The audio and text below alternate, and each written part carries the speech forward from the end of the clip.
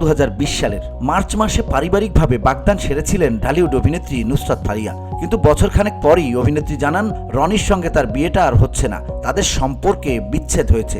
অথচ 10 বছর প্রেমের পর রনি রিয়াদ রশিদের সঙ্গে আংটি বদল করেছিলেন তিনি। সেই থেকে অভিনেত্রী সিঙ্গেল জীবনযাপন করছেন, নতুন করে কোনো সম্পর্কে জড়াননি ফারিয়া।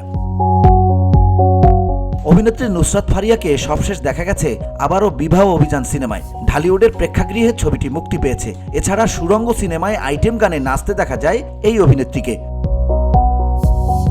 সম্প্রতি একটি গণমাধ্যমে এক সাক্ষাৎকারে রনির সঙ্গে বিচ্ছেদের কারণও পরিষ্কার করেছেন অভিনেত্রী। ফারিয়া বলেন, দীর্ঘ 10 বছর প্রেম করেছি, তবে শেষ দিকে ভালোবাসা ছিল না প্রেম সম্পর্কে। দুজনের কেউই সম্পর্ক টিকিয়ে রাখার চেষ্টা করিনি। তিনি বলেন, আমি ভালো আছি, উনি নতুন জীবন শুরু করেছেন, এখন সুন্দর পরিবার আছে। নিজেকে সিঙ্গেল দাবি করে অভিনেত্রী বলেন, গত 2 বছর ধরে আমি সিঙ্গেল, সময়টা দারুণ কাটছে, একা অনেক ভালো আছি, ভালোবেসে বিয়ে করব, এখন কাজ ও জীবন নিয়ে ভাবছি। তিনি বলেন, সামনে নতুন যে আসবে তাকে অবশ্যই আমার থেকে শিক্ষিত হতে হবে, স্মার্ট ও ব্যক্তিত্বে সম্পন্ন মানুষ হতে হবে। ব্যক্তিত্ব থাকাটা খুবই জরুরি, তাকে নারীদের সম্মান করতে জানতে হবে, কিছু বলার আগেই আমার চোখের ইশারায় সবকিছু বুঝে নেবে, এমন একজন মানুষ চাই।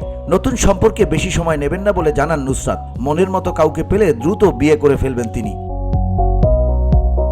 VOD Bangla news desk.